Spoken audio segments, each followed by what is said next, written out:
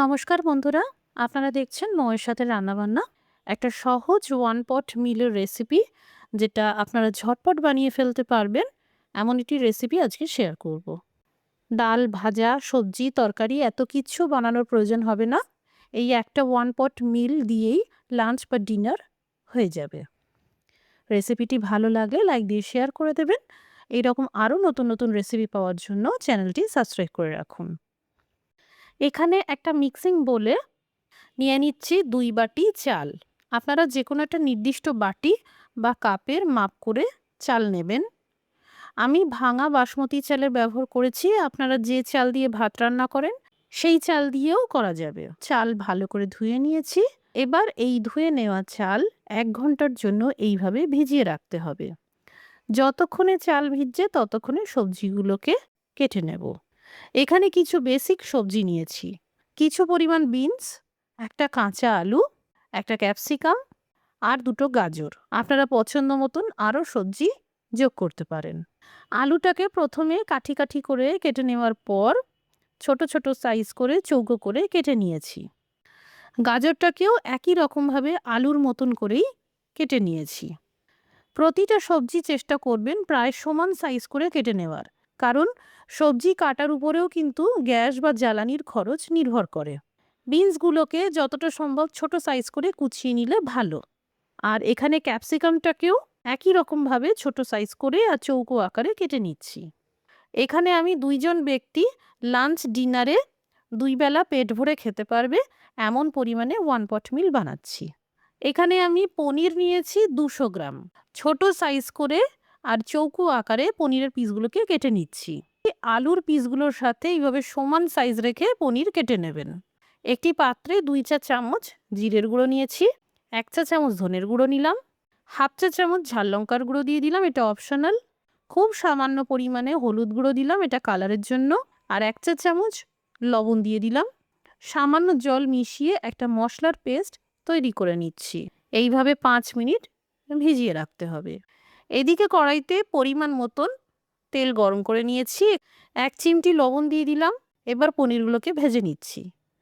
High to medium flame করে পনিরের পিসগুলোকে দিয়ে দিলাম। হালকা বাদামি রং আসা পর্যন্ত পনির ভেজে নিচ্ছি। তবে খুব বেশি ভাজবেন না, না হলে আবার পনির শক্ত হয়ে যেতে পারে। পনিরের পিসগুলো বেশ ভালো করে ভেজে নেওয়ার পর ভালো করে তেল ছেঁকে তুলে নিচ্ছি। এবার ফোড়নে ভেজে নিচ্ছি 1 চা চামচ গোটা জিরে। এই সাথে ভেজে নিচ্ছি কুচানো একটা পেঁয়াজ, কুচানো 1 টুকরো আদা, কুচানো 2 কোয়া রসুন, কুচানো 2টো কাঁচা লঙ্কা। এখানে কাঁচা লঙ্কা বাদ দিয়েও রান্নাটা করা যাবে। আঁচটা একদম মিডিয়ামে রেখে দেবেন যাতে উপকরণগুলো পুড়ে না যায়। পেঁয়াজ কুচি নরম আর বাদামি রং আসা পর্যন্ত ভেজে নিতে হবে। মোটামুটি 1-2 মিনিট মতন ভাজার পর দিয়ে দিচ্ছি কেটে রাখা সবজি, আলু, ফ্রেঞ্চ বিনস, গাজর। ক্যাপসিকাম কুচিটা এখনই দেব না, কারণ ক্যাপসিকাম বেশি ভাজলে স্বাদ নষ্ট হয়ে যেতে পারে। সামান্য লবণ ছড়িয়ে সবজিগুলোকে ভেজে নিচ্ছি। জাস্ট 1-2 মিনিট নেড়ে ছেড়ে ভেজে নেওয়ার পর লো টু মিডিয়াম আঁচে ঢেকে 2 মিনিট রান্না করব, যাতে সবজিগুলো কিছুটা নরম হয়ে যায়। 2 মিনিট পর সবজিগুলো বেশ অনেকটাই নরম হয়ে এসেছে। এবার দিয়ে দিচ্ছি কুচানো ক্যাপসিকাম আর সাথে ভেজানো মশলার পেস্টটাও দিয়ে দিলাম। এখানে আপনারা ডাইরেক্ট গুঁড়ো মশলা দিয়েও রান্নাটা করতে পারেন। গুঁড়ো মশলা সামান্য জলে ভিজিয়ে নিলে এতে স্বাদ বাড়ে, তাই আমি এইভাবেই করি। ভালো করে মশলার সাথে সবজি ভেজে নেওয়ার পর এখানে ভেজানো চাল আঙুলে চাপ দিতেই ভেঙে যাচ্ছে। এরকম হলে বুঝবেন ওয়ান পট মিল বানানোর জন্য চাল একদম রেডি। চালের জল ছেঁকে এবার এই ভেজানো চাল দিয়ে দিলাম। চাল ভিজিয়ে রেখে রান্নাটা করবেন, এতে জ্বালানি আর সময় দুটোই বাঁচবে। চাল দেওয়ার পর সামান্য জল রয়ে গেছে, তাই সবজির সাথে ভালো করে আরও 2 মিনিট ভেজে নিচ্ছি। যে সামান্য পরিমাণ জলটা ছিল সেটাও টেনে গেছে।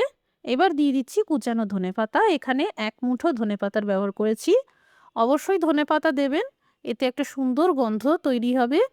ভালো করে মিশিয়ে নেওয়ার পর যে বাটির মাপ করে চাল নিয়েছিলাম সেই একই বাটিতে করে চালের সমপরিমাণে জল দিয়ে দিলাম। অর্থাৎ 2 বাটি চালের সমান 2 বাটি জল।